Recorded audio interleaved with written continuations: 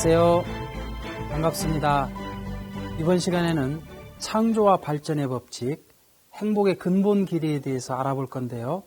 제목은 정분합작용에 의해서 3대상 목적을 이룬 사위기대라는 제목을 갖고 알아보기로 하겠습니다. 먼저 정분합작용이란 하나님을 정으로 하여 그로부터 분립되었다가 다시 합성일체화하는 작용을 정분합작용이라고 합니다. 하나님의 심정과 참사랑이 동기가 되어 하나님의 양성의 실제 대상으로 분립된 것이 남성인 아담입니다. 그리고 하나님의 음성의 실제 대상으로 분립된 것이 여성인 해와입니다. 이 아담과 해와가 다시 사랑을 중심하고 서로 합성일체화함으로써 자녀를 낳게 되는 것이죠. 이렇게 정으로부터 분립되었다가 다시 합성일체화하는 과정을 통해서 창조와 발전이 일어나는데 그것을 정분합작용이라고 하는 것입니다. 정분합작용에 있어서 중요한 것은 거기에는 먼저 중심이 있다는 것입니다. 곧 동기가 있다는 것인데 그 동기는 하나님의 심정과 참사랑입니다. 그리고 그 동기의 목적은 사랑의 실제 대상에게 있습니다. 자기한테 있는 것이 아닙니다. 그 관계성은 잘 주고 잘 받는 이 수수작용을 통해서 창조와 발전의 법칙이 일어나는 것이 이 정분합작용이 되는 것입니다. 우리는 해겔의 변증법을 통해서 기존의 이 정반합작용에 대해서 배웠을 것입니다. 곧 정으로부터 모순과 대립을 통해 가지고 전혀 반대되는 개념이 생성되고 이것들이 다시 조합이 되어 가지고 더 발전적인 합성체가 생기는 것으로 우리는 배워왔었습니다. 이렇게 해겔의 변증법과 포이엘바하의 유물론이 조합되어 가지고 공산주의의 변증법적 유물론이 생기게 된 것이죠. 자, 여기에서 이 특징은 중심이 없습니다. 중심이 없기 때문에 목적도 불분명하고 그 관계성은 모순과 대립과 투쟁을 통해서 발전한다고 설명하고 있습니다. 예를 들어본다면 달걀에서 노른자가 병아리가 되기 위해서는 그 흰자는 모순과 대립의 관계입니다. 그리고 그 껍질도 타도해야 할 투쟁의 대상입니다. 그런데 사실 노른자는 병아리의 뼈를 형성하고 흰자는 병아리의 살을 형성합니다. 이 노른자와 흰자가 수수작용을 통해서 잘 주고받음으로써 병아리가 형성이 되는 것이죠. 그리고 그 껍질은 그 병아리가 잘 성장할 수 있도록 보호해주는 보호막이 되는 것이죠. 그리고 병아리로서 완숙하게 되면 그 껍질이 엷어지면서 병아리가 쉽게 나올 수 있도록 도와주는 역할을 하게 되는 것입니다. 따라서 이러한 창조와 발전 그리고 성장은 수수작용을 통해서 가능한 것이지 모순과 대립과 투쟁을 통해서는 있을 수 없는 내용인 것입니다. 이렇게 정분합작용에 의해서 정, 곧 하나님과 주체, 아담과 대상, 해와와 그리고 그 합성체, 자녀가 제각기 주체의 입장을 취할 때 각각 나머지 다른 것들을 대상으로 세워 3대상 기준을 조성해서 서로 수수작용을 하게 되면 그 주체들을 중심으로 각각 3대상 목적을 완성하게 되는 것입니다. 좀 더 쉽게 설명을 해보면 모든 존재는 주체와 대상의 관계입니다. 그럼 주체는 어떤 사람입니까? 주체는 사랑을 투입하는 자예요. 대상은 사랑을 받는 자입니다. 하나님께서는 사랑을 투입한 그 사랑의 주체자로서 인간을 사랑하고 싶으셨습니다. 그런데 적어도 3대상을 사랑하고 싶으신 거예요. 아담을 사랑함으로써 느끼는 그 기쁨, 해와를 사랑함으로써 그 느끼는 기쁨은 다른 것입니다. 그리고 자녀를 사랑함으로써 느끼는 기쁨도 또 다른 것입니다.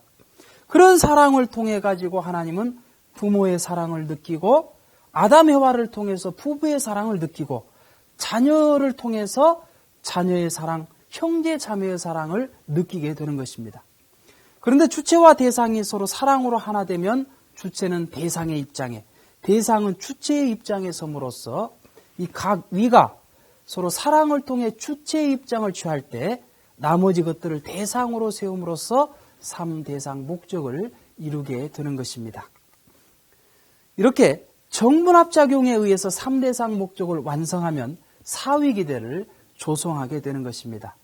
사위기대란 하나님을 중심으로 아담과 해와와 그리고 그 자녀가 서로 사랑과 기쁨을 나누는 그러한 기대를 말하는 것으로서 이것은 행복의 근본적인 기대라고도 볼 수 있는 것입니다. 이 사위기대는 사수의 근본입니다. 그리고 3대상 목적을 이룬 터 위에 이루어지기 때문에 삼수의 근본이기도 합니다.